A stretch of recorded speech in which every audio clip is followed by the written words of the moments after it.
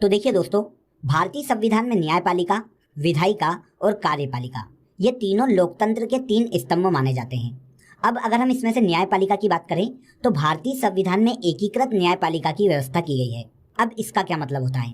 तो देखिए दोस्तों, पूरे देश में जो न्यायपालिका है उसे 3 पद सोपानों में बांटा जा सकता है, जिसमें सबसे ऊपर देश में सुप्रीम कोर्ट है। सुप्रीम कोर्ट का आदेश या जो कानून है वो पूरे देश में लागू होता है। सुप्रीम कोर्ट के नीचे देखिए दोस्तों, हर राज्य का अपना एक हाई कोर्ट होता है जिसका आदेश या डिसीजन उस राज्य की सीमा में लागू होता है। और इसी प्रकार हाई कोर्ट के नीचे हर जिले में एक डिस्ट्रिक्ट कोर्ट होता है जिसे जिला न्यायालय के नाम से भी जाना जाता है। तो इस प्रकार देखिए फ्रेंड्स, भारत में जो न्याय व्यवस्था है वो एकीकृत न्याय व्यवस्था मानी जाती है। आगे देखिए, भारत के संविधान के भाग 5 में आर्टिकल 124 से लेकर 147 तक सुप्रीम कोर्ट का उल्लेख किया गया है। ओके, तो चलिए अब मैं आपको कुछ महत्वपूर्ण आर्टिकल बता देता हूं जो कि हमसे एग्जाम में बहुत ज़्यादा पूछे जाते हैं। इसमें सबसे पहला आर्टिकल है आर्टिकल 124। संविधान के आर्टिकल 124 में सुप्रीम कोर्ट की स्थापना और उसके गठन का प्रावधान किया गया है।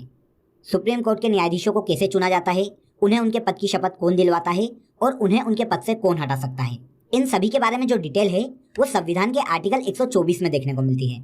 लेकिन देखिए दोस्तों, इन सभी प्रावधानों को आर्टिकल 124 के सब पार्ट में बांटा गया है। तो देखिए, इसमें सबसे पहला है आर्टिकल 124(1). संविधान के आर्टिकल 124(1) में सुप्रीम कोर्ट के गठन का प्रावधान किया गया है। देखिए दोस्तों, जब 1950 में सुप्रीम कोर्ट का गठन किया गया था तब इसके न्यायाधीशों की संख्या 7+1 थी, जिसमें से 7 अन्य न्यायाधीश और 1 मुख्य न्यायाधीश थे। तो इस प्रकार सुप्रीम कोर्ट के गठन के समय सुप्रीम कोर्ट में टोटल 8 न्यायाधीश थे। लेकिन वर्तमान में देखिए दोस्तों, वर्तमान में सुप्रीम कोर्ट में न्यायाधीशों की संख्या 33+1 है, जिसमें से 33 अन्य न्यायाधीश और 1 मुख्य न्यायाधीश है। तो इस प्रकार वर्तमान में सुप्रीम कोर्ट के टोटल न्यायाधीशों की संख्या हो जाती है दोस्तों 34। यार देखिए, सुप्रीम कोर्ट में न्यायाधीशों को घटाना या बढ़ाने का जो अधिकार है वो संसद के हाथ में दिया गया है। आगे देखिए, संविधान के आर्टिकल 124(2) में न्यायाधीशों की नियुक्ति का प्रावधान किया गया है। आर्टिकल 124(2) यह प्रावधान करता है कि सुप्रीम कोर्ट के न्यायाधीशों की जो नियुक्ति है वो राष्ट्रपति के द्वारा की जाती है और सुप्रीम कोर्ट के न्यायाधीश अपने पद की शपथ जो है वो भी राष्ट्रपति के सामने लेते हैं। और अगर किसी भी न्यायाधीश को अपने पद से त्यागपत्र देना है तो भी वो राष्ट्रपति को अपना त्यागपत्र देकर अपना पद छोड़ सकते हैं। क्लियर? तो अगर आपसे कभी भी क्वेश्चन ऐसा पूछा जाए दोस्तों कि सुप्रीम कोर्ट के न्यायाधीशों को उनके पद की शपथ कौन दिलवाता है, तो वो राष्ट्रपति दिलवाता है। और सुप्रीम कोर्ट के न्यायाधीशों की नियुक्ति भी राष्ट्रपति द्वारा की जाती है और ये अपने पद से त्यागपत्र भी राष्ट्रपति को दे सकते हैं। अब आपके दिमाग में दोस्तों एक क्वेश्चन आ रहा होगा कि क्या राष्ट्रपति किसी भी व्यक्ति को सुप्रीम कोर्ट का न्यायाधीश नियुक्त कर सकता है? तो देखिए, ऐसा बिल्कुल नहीं है, बल्कि भारत में सुप्रीम कोर्ट के न्यायाधीशों की जो नियुक्ति है वो कॉलेजियम सिस्टम के आधार पर की जाती है। इसे मैं आपको शॉर्ट में समझा देता हूँ। देखिए, सुप्रीम कोर्ट के 5 न्यायाधीशों की एक पैनल होती है जिसमें बहुमत के आधार पर किसी भी व्यक्ति का नाम सुप्रीम कोर्ट के न्यायाधीश पद के लिए मंत्री परिषद को भेज दिया जाता है। मंत्री परिषद उन नामों को राष्ट्रपति के पास प्रेषित करती है और राष्ट्रपति उस व्यक्ति को जिसका नाम मंत्री परिषद द्वारा राष्ट्रपति को भेजा गया है सुप्रीम कोर्ट के न्यायाधीश के रूप में नियुक्त कर सकता है। ओके, तो यहाँ पर आप कंफ्यूज मत होना। कॉलेजियम सिस्टम को मैंने आपको बहुत ही शॉर्ट में बता दिया है। तो यहाँ से आपको ये पता चल जाता है कि राष्ट्रपति अपनी इच्छा से किसी भी व्यक्ति को सुप्रीम कोर्ट का न्यायाधीश नियुक्त नहीं कर सकता, बल्कि जो नाम कॉलेजियम सिस्टम द्वारा भेजा जाएगा उसी व्यक्ति को राष्ट्रपति सुप्रीम कोर्ट का न्यायाधीश बना सकता है। इसके बाद देखिए दोस्तों, संविधान के आर्टिकल 123(3) में न्यायाधीश चुने जाने के लिए योग्यता का उल्लेख किया गया है। किसी भी व्यक्ति को अगर न्यायाधीश चुना जाना है तो उसके पास क्या क्या योग्यता होनी चाहिए, इसका उल्लेख संविधान के आर्टिकल 124(3) में देखने को मिलता है।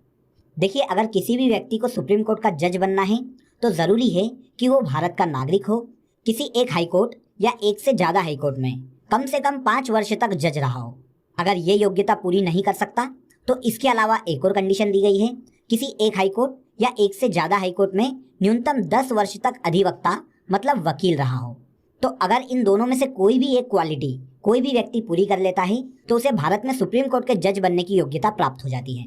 या तो वो हाई कोर्ट में 5 वर्ष तक जज रहा हो, और अगर ऐसा नहीं है तो किसी भी हाई कोर्ट में 10 वर्ष तक वकील रहा हो। लेकिन याद रखिएगा, उसे भारत का नागरिक होना जरूरी है। इसके बाद देखिए दोस्तों, संविधान के आर्टिकल 124(4) और 5 में सुप्रीम कोर्ट के न्यायाधीशों को हटाने की प्रक्रिया दी गई है। देखिए, पहली कंडीशन तो ये है कि अगर सुप्रीम कोर्ट का कोई भी जज अपना पद छोड़ना चाहता है तो वो राष्ट्रपति को अपना इस्तीफा दे दे और अपना पद छोड़ दे। इसके अलावा अगर कोई भी सुप्रीम कोर्ट का जज 65 वर्ष की आयु पूरी कर लेता है तो उसे रिटायरमेंट दे दिया जाता है। तो अगर कभी आपसे क्वेश्चन ऐसा पूछा जाए कि सुप्रीम कोर्ट के जज की सेवानिवृत्ति की आयु कितनी है, तो याद रखिएगा सुप्रीम कोर्ट के जो जज हैं वो 65 वर्ष की आयु में सेवानिवृत्त होते हैं। भारतीय संविधान में सुप्रीम कोर्ट के जज चुने जाने के लिए कोई भी न्यूनतम आयु का प्रावधान नहीं किया गया है। इसके अलावा देखिए एक तीसरी प्रोसीजर भी है जिससे सुप्रीम कोर्ट के जजों को उनके पद से हटाया जा सकता है, और वो है महाभियोग जैसी प्रक्रिया। अगर सुप्रीम कोर्ट का कोई भी जज सिद्ध कदाचार का दोषी पाया जाता है तो ऐसी कंडीशन में संसद में उसके खिलाफ महाभियोग लाया जा सकता है। लोकसभा के 100 सदस्य मिलकर या राज्यसभा के 50 सदस्य मिलकर सुप्रीम कोर्ट के जज के खिलाफ संसद के किसी भी सदन में महाभियोग ला सकते हैं। अगर ये महाभियोग 2/3 बहुमत से संसद के दोनों सदनों में पास हो जाता है तो सुप्रीम कोर्ट के जज को अपना पद छोड़ना पड़ता है। अभी तक केवल वी रामास्वामी जो कि सुप्रीम कोर्ट के जज थे, इनके खिलाफ ही अभी तक महाभियोग प्रस्ताव लाया गया है, लेकिन ये महाभियोग प्रस्ताव भी संसद में गिर गया था और पास नहीं हो पाया था। तो महाभियोग जैसी प्रक्रिया द्वारा किसी भी सुप्रीम कोर्ट के जज को अभी तक उसके पद से नहीं हटाया गया है। क्लियर? इसके अलावा देखिए संविधान के आर्टिकल 124(6) में दोस्तों सुप्रीम कोर्ट के जजों की शपथ का उल्लेख किया गया है। आर्टिकल 124(6) के अनुसार सुप्रीम कोर्ट के जो जज हैं वो अपने पद की शपथ राष्ट्रपति के समक्ष लेते हैं। तो सुप्रीम कोर्ट के जजों को उनके पद की शपथ राष्ट्रपति दिलाता है। ओके, देखिए एकीकृत न्यायपालिका की जो व्यवस्था है वो भारतीय संविधान में भारत शासन अधिनियम 1935 से एडॉप्ट की गई है।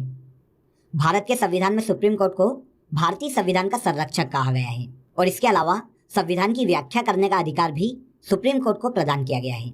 क्लियर? तो आई होप आपको ये पहला आर्टिकल 124 और इसके जितने भी सब आर्टिकल हैं वो बहुत ही अच्छे से समझ में आ गए होंगे। इसके अलावा दोस्तों हम अन्य आर्टिकल की अगर बात करें, आर्टिकल 125 में न्यायाधीशों के वेतन का प्रावधान किया गया है। संविधान का आर्टिकल 125 यह प्रावधान करता है कि सुप्रीम कोर्ट के न्यायाधीशों का जो वेतन है वो केंद्र की संचित निधि से दिया जाएगा। क्लियर? इसके अलावा संविधान के आर्टिकल 127 के तहत तदर्थ न्यायाधीशों की नियुक्ति का प्रावधान किया गया है। अगर सुप्रीम कोर्ट में न्यायाधीशों की पैनल कम है और लंबित केस बहुत ज़्यादा हैं, तो किसी भी हाईकोर्ट से अन्य न्यायाधीश को सुप्रीम कोर्ट में बुलाया जा सकता है, और जब किसी भी हाईकोर्ट से किसी न्यायाधीश को सुप्रीम कोर्ट में बुलाया जाता है तो उसे शक्तियाँ भी सुप्रीम कोर्ट के न्यायाधीशों की प्राप्त होती है। इसके बाद देखिए संविधान के आर्टिकल 128 में सेवानिवृत्त न्यायाधीशों की नियुक्ति का प्रावधान किया गया है। यहाँ भी कंडीशन सेम वैसी है। अगर सुप्रीम कोर्ट में न्यायाधीशों की पैनल कम है तो वे न्यायाधीश जो कि रिटायरमेंट ले चुके हैं उन्हें भी कुछ समय के लिए सुप्रीम कोर्ट में न्यायाधीश के तौर पर कार्य करवाया जा सकता है। आर्टिकल 137 में सुप्रीम कोर्ट को न्यायिक पुनर्वलोकन की शक्ति दी गई है। इस आर्टिकल के तहत अगर सुप्रीम कोर्ट किसी भी मुद्दे पर कोई डिसीजन ले लेता है और उसे भविष्य में लगता है कि वो डिसीजन उसका गलत था या उसमें कुछ कमियां हैं, तो वह अपने निर्णय की पुनः समीक्षा कर सकता है और उसे बदल सकता है। इसके बाद देखिए संविधान का अनुच्छेद 143 बहुत ही महत्वपूर्ण है दोस्तों, और इसे हम पूर्व के वीडियो में भी डिस्कस कर चुके हैं। देखिए संविधान के आर्टिकल 143 में अगर राष्ट्रपति किसी भी लोक मुद्दे पर या किसी भी संवैधानिक मुद्दे पर उच्चतम न्यायालय से सलाह मांगना चाहता है तो वो सलाह ले सकता है। लेकिन यहाँ पर इस बात का ध्यान रखिएगा दोस्तों कि उच्चतम न्यायालय सलाह देने के लिए बाध्य नहीं है, और न ही राष्ट्रपति सुप्रीम कोर्ट द्वारा दी गई सलाह को मानने के लिए बाध्य है। इसके बाद आखिरी आर्टिकल देखिए दोस्तों, वेरी वेरी इंपॉर्टेंट है, काफ़ी एग्जाम में यह आर्टिकल पूछा गया है। संविधान के आर्टिकल 132 के तहत मौलिक अधिकारों के उल्लंघन पर सुप्रीम कोर्ट 5 प्रकार की रिट जारी कर सकता है। ये 5 प्रकार की रिटें कौन कौन सी है ये मैं आपको मौलिक अधिकार में पहले ही समझा चुका हूँ, तो यहाँ पर हम रिटों को डिटेल में डिस्कस नहीं करेंगे दोस्तों। बस आप इस आर्टिकल को याद रख लीजिए कि संविधान के अनुच्छेद 32 के तहत सुप्रीम कोर्ट मौलिक अधिकारों के उल्लंघन पर 5 प्रकार की रिट जारी कर सकता है। क्लियर? तो दोस्तों सुप्रीम कोर्ट की सभी शक्तियाँ और उसके न्यायाधीशों की नियुक्ति और पद से हटाए जाने का जो क्रम है उसे हमने बहुत ही डिटेल में